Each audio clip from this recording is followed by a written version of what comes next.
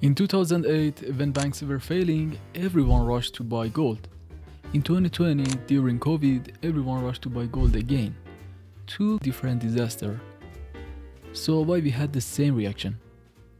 Everyone calls gold a crisis safe haven.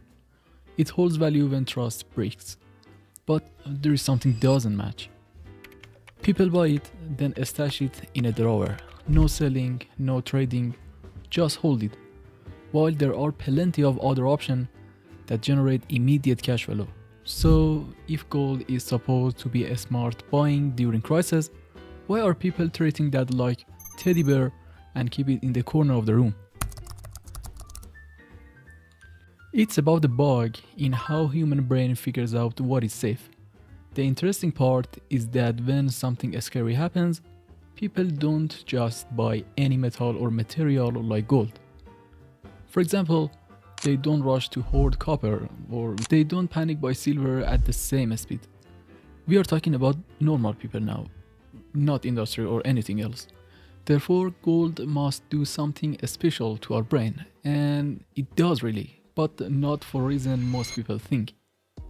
Scientists who study how people make choices call it effect heuristic, a fancy way of explaining how your brain decides what is valuable based on feeling, not facts. Meanwhile, gold feels like it lasts forever. Also, it feels pure and unchangeable. So, when things we normally trust start breaking down, for example, money, governments, banks, or something like that, our brain looks for the exact opposite of those things. So, what is that opposite? Look at what actually happened in the past. In 2008, the US had a financial crisis. Basically, huge banks were bankrupt and almost took the entire economy down. People turned the TV and saw their life saving cut in half. But the point is that you couldn't see it happening in front of you physically. It was just numbers dropping down on a screen. In 2020, we had another crisis. COVID shut down the world. Suddenly, grocery shelves were empty and we were stuck at home. To the degree that people hunted for basic goods like toilet paper from a store to another one. Compared to 2008, this time, the contrast is that the danger was in front of our eyes, real and physical. So we have two totally different threats. Now you may think people should react differently, right? Protect their money anyway in 2008 and stockpile food in 2020. To some extent, maybe, but not quietly. Both times, people rushed out and bought gold. So what do those two different disasters have in common? It's feeling of losing control. When the world becomes a black box, our brain doesn't just get worried. Neuroscientists know that uncertainty activates the amygdala, the brain's alarm system.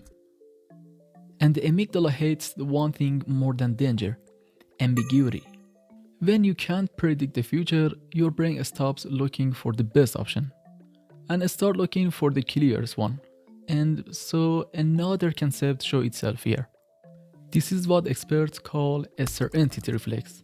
It's an evolutionary bypass where your brain trades long-term logic for immediate psychological safety. Let me just make it simple with example. You can't touch a digital bank balance, or you can't hold a government promise. But gold?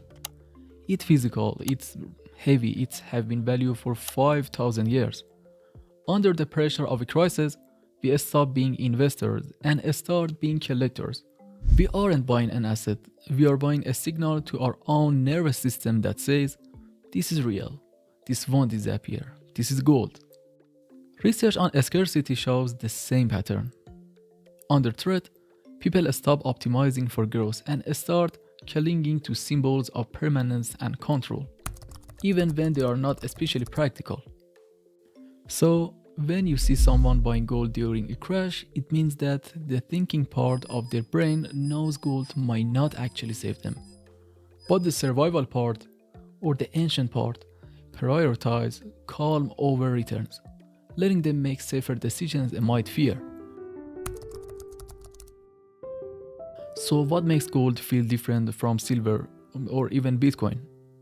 Why silver is tied to industry or Bitcoin depends on new tech-based system, aside from untouchability, gold doesn't just work for institution. It works for everyone, from billionaires to gig workers. Gold scales down without losing meaning. Companies like Turkey's Nadir Gold now sell bars as small as 0.1 grams. That mass demand is advantage. Also, gold has survived because it's portable, neutral, and also trusted, hoarded by peasant to king for thousands of years. So here's what actually happening here. When people buy gold, they are not buying a chunk of metal. They are buying proof. Proof of something in their world that still works the way they understand. Therefore, psychology behind gold isn't really about the gold at all. It's about how humans weaponize shiny permanence against a complex world. And speaking of complexity, if you are interested in how complexity shapes business decisions, I've broken down 2 powerful business traps: buy now, pay later, and also subscription model in separate videos. Check them out.